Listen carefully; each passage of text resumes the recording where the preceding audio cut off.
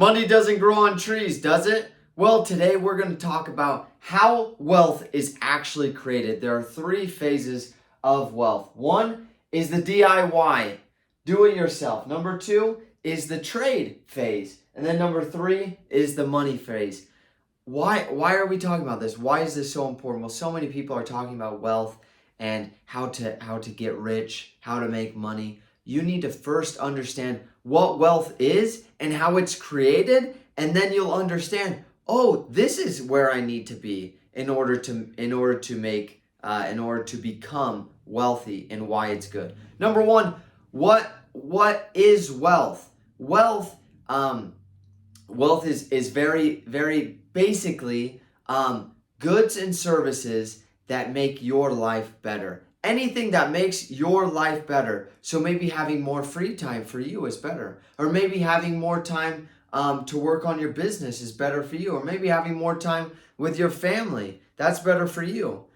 It's giving you, it mainly comes down to one, time to do the things that you want. And then two, the goods and services that make your life better. Okay, those two things, time and then goods and services that make your life better. Let's say you have all the time in the world, but you have a crappy house.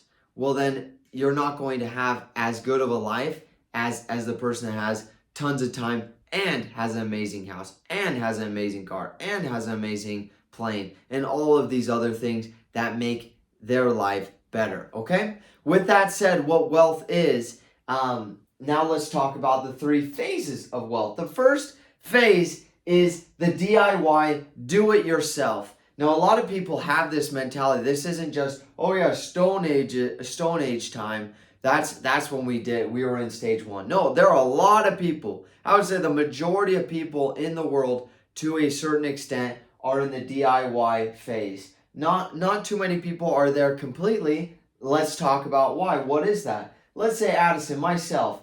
The DIY is I do everything myself. I build my own home. I hunt and gather my own food. And then as well, I have no extra time for any innovation to make my house better, to figure out better ways, more efficient ways of gathering food, because I'm just operations. I'm just doing the thing all the time. I have no time to think about other ways of doing things better. Because I'm so occupied in just doing things to survive, right? No time for innovation, no time for fun and hobbies, and no time for family and friends. Does that sound like the life? Well, there are a lot of people, I can guarantee you that you, to a certain extent, are living like this. Me, to a certain extent, I'm living like this, and the game is to get from doing it myself to working with other people, which is going into stage two. Stage two is, let's say I'm right here and I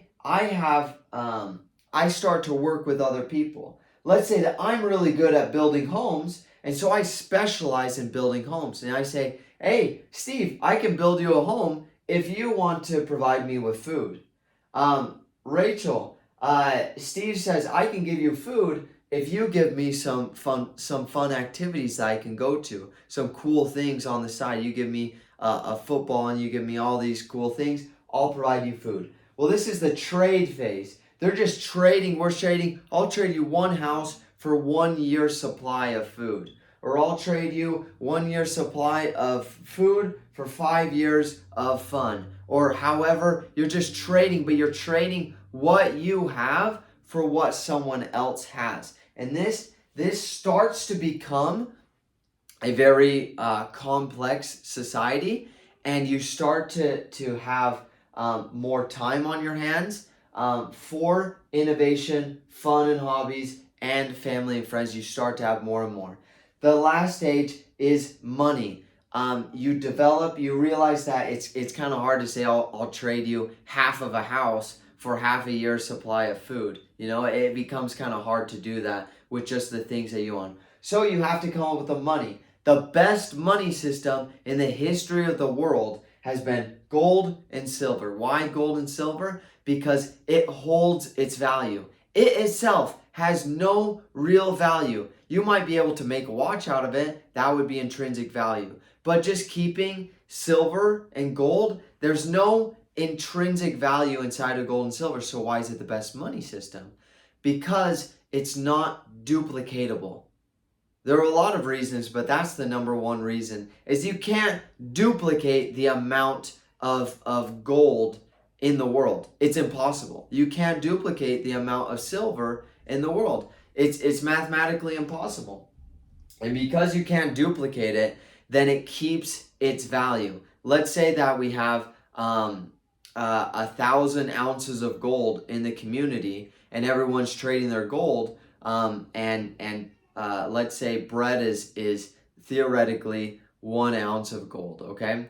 And I give you 1 ounce of gold. Well, let's say that somebody's like, hey, why don't we just 10x the money supply? Why don't we put in 10 times the amount of gold into the system? So now instead of 1,000 ounces, there are 10,000 ounces. Immediately, bread will go up to 10 ounces of gold, okay? And prices keep on going higher. That's why, and we're not going to talk about the history of gold and silver right now, but that's just one practical example of why gold and silver is the best, is that you cannot duplicate it, okay? And so it holds its value. Now this system, it starts to become a lot more complicated, but people, instead of trading houses and food and fun and other things, they start to use gold and silver as their money system. Here, my product is worth 5 ounces of silver. My service is worth 2 ounces of gold. And you start trading gold and silver. It's a lot easier to trade than bringing cows over or building a house. It's a lot easier, and you start to be able to create this complex system, and the benefits are enormous from creating this system. Remember, this is do it yourself. You have no extra time for innovation, fun, and family and friends. Now over here, the benefits is that now you can buy time. Literally, instead of building my own house, I can say, hey, I have 10 ounces of gold. I'll give you 10 ounces of my gold if you build me a house. Now I just bought back like a year's worth of time. And now I can spend that time doing something else. Okay? So I buy back time for innovations. Okay? Innovations meaning, how can I grow this food better? How can I make twice the amount of food in half of the time? Okay? And then I can serve even more people. I can make even more money, and then I can buy back even more time, and I can benefit twice the amount of people in half the time. Okay, it's just a very virtuous cycle. It becomes business right here, because you have the trade and you have the money system. Now it becomes very virtuous. You have better and better innovations. And then you have more time for fun and hobbies. Now I don't have to spend my whole life on repairing my own house. I can pay somebody else to come and repair my house. Now I can spend 80 hours a week on my business, or I can spend 50 hours a week on my business, or 30 hours a week on my business. I can choose how much time I want to spend on different things in my life, because I don't have to say, I have to cook and I have to clean, and that's going to take me 5 hours a day. And I have to, not only do I have to cook and clean, but I have to go and grow my own food, and I have to water my own food, and I have to go and pick my own food, and I have to go hunt my own food. You know how much time that takes? That takes so much time. We take Walmart for granted and Costco for granted, all these places for granted because they're already there. But imagine if you had to build your own tools. And not only do you have to build your own tools, but you have to build your own house. And not only do you have to build your own house, you have to find your own supplies. And you have to go to the mountain and break apart the mountain to get your own supplies. That's very, very expensive in terms of time. You don't have any time, okay? So you buy back time with fun and hobbies. And then now you have time to actually enjoy your life with your family and friends. And you can do whatever you want. The beautiful thing about this is that different people have different definitions of happiness. Maybe my happiness is working 55 hours a week, and maybe somebody else's happiness is working 30 hours a week, and maybe somebody else's happiness is spending time going kite surfing, okay? So the essence of this video is to show you how wealth is made. Now, you can be an employee for these companies. You'll make some money, but the real wealth is in actually owning the production, the means of production, actually owning the business, and that's where you'll make the most wealth, and which equates to time, to have more time to innovate. And so this isn't just innovate with your business, it's innovate with your life, with your personal life. You'll have more time for fun and hobbies, and more time with your family and friends, and more time to do whatever you like to do.